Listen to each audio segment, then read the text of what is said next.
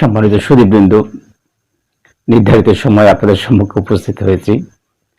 আজ বৃহস্পতিবার, আপনাদের কথা স্মরণ রেখেই আমি আমার কর্তব্য পালন করছি এবং আপনাদের জন্য ডাক্তার লুৎফর রহমানের যুবক জীবন বই থেকে একটি প্রবন্ধ আপনাদের জন্য আমি উপস্থাপন করছি। প্রবন্ধটি হলো যুবকদের অহংকার। আমাদের দেশের যুবকদের মনে সর্বসময়ই একটি যেন অহংকার লেগেই থাকে। সেই অহংকার হলো তার মতো বুদ্ধিমান সমাজ আর একটিও নেই।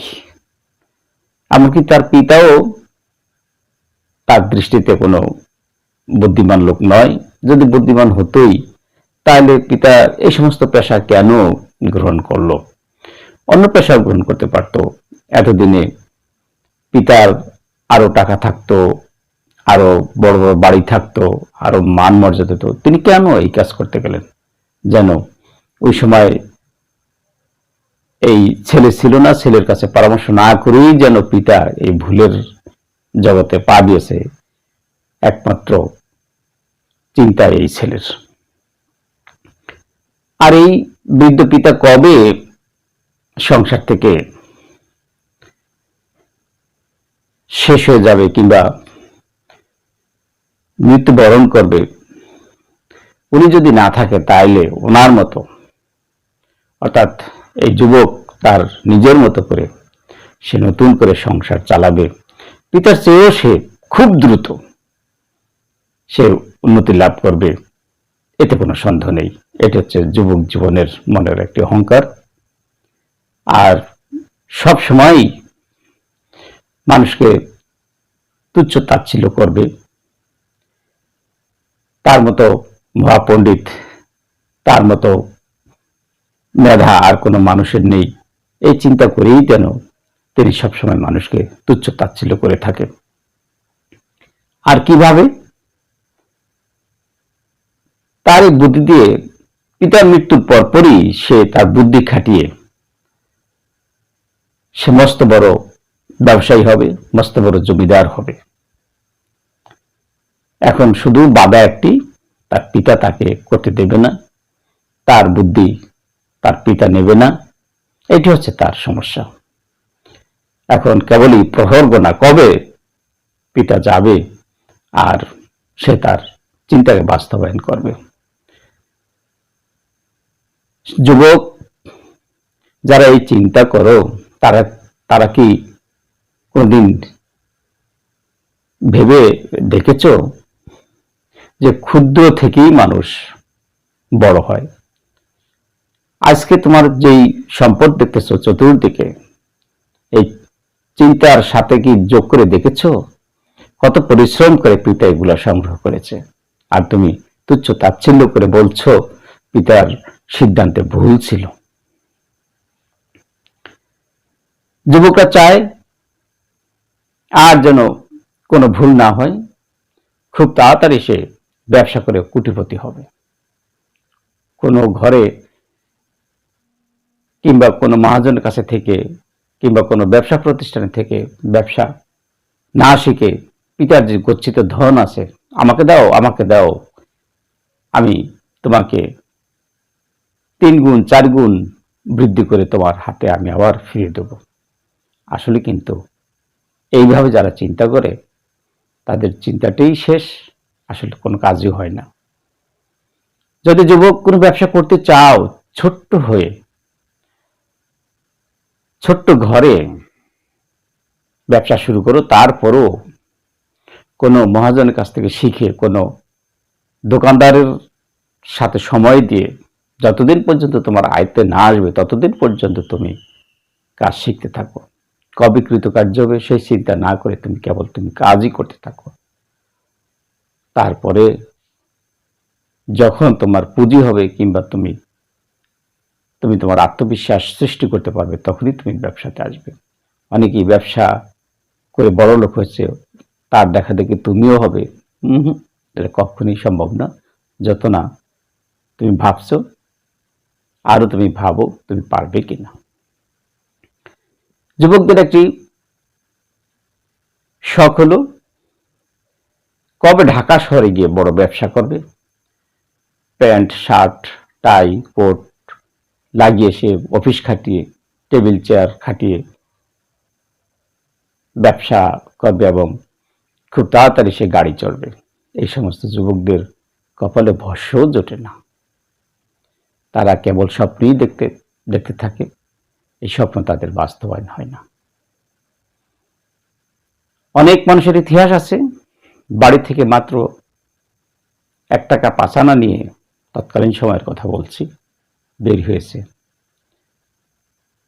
তার পরবর্তী সময়ে কলকাতা শহরে যে সে ওই সময়ের কথা বলছি লক্ষ টাকার মালিক হয়েছে। হাতে কত? 1 টাকা 5 আনা। ওনারা কিন্তু 50,000 টাকা নিয়েও যায়নি, ইচ্ছা ছিল অদম্য, ব্যবসা করে তারা প্রতিষ্ঠিত হবে, এর জন্য তারা কৃচ্ছ্রতা সাধন করেছে, ব্যবসাতে সময় দিয়েছে। আমরা অনেক জায়গায় শুনেছি, ডাক্তার লুৎফুর বইতে শুনেছি, ব্রিটিশরা বিশ্বজোড়া সাম্রাজ্য করেছে শুধু ব্যবসা দিয়ে। আমাদের দেশও যুবকরা তোমরা অত্যন্ত বড় চিন্তা হঠাৎ করে না করে কোনো ব্যবসা শুরু করো, দেখবে যে তুমি ধৈর্য ধরে সময় দিয়ে একদিন তুমি প্রতিষ্ঠিত হবে। যারা হয়েছে তারা এইভাবে হয়েছে, ওই অহংকার নিয়ে তারা কখনোই কোনো কাজ করতে যায় নাই, মাটি হয়ে আরো নিজের মনকে মানুষের কাছে অহংকার বুঝতে না দিয়ে দিনের পর দিন কাজ করেছে, কবে কৃতকার্য হবে সেই কথা না ভেবে শুধু কাজ করে গেছে, সেই যুবকটাই প্রতিষ্ঠিত হয়েছে। আরেকটি কথা ডাক্তার লুৎফর বলেছেন, যুবকরা কখনো শিক্ষকতা করতে যাওয়া ঠিক হবে না।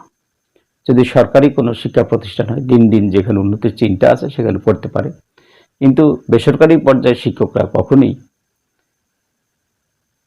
কিংবা কিছু কিছু বেসরকারি শিক্ষা প্রতিষ্ঠান আছে সেখানে যদি তারা করতে পারে, যদি আর্থিক কিছু উন্নতি হয় হতে পারে, কিন্তু সাধারণ শিক্ষায় শিক্ষিত হয়ে আবার শিক্ষকতা করা ডাক্তার লুৎফর একেবারেই এটাকে অপছন্দ করেছে। ওইসব বুড়াহারা বৃদ্ধ নিষ্কর্মা লোকের কাজ।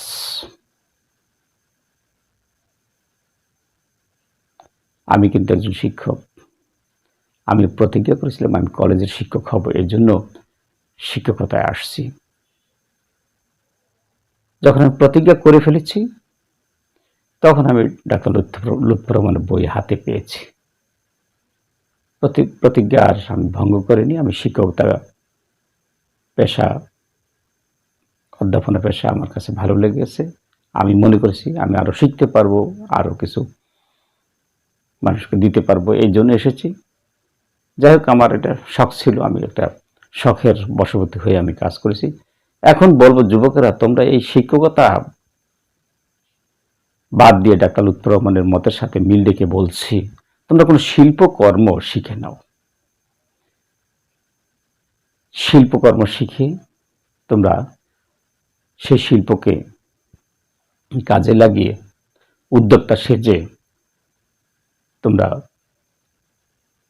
মহাজন হও এবং অন্য মানুষদেরকে তুমি তোমার এই কাজে, তোমার এই প্রতিষ্ঠানে চাকরি দিয়ে তাদেরকে সহযোগিতা করতে পারবে। বিশ্বের অন্যান্য দেশের যুবকরা তাই করে।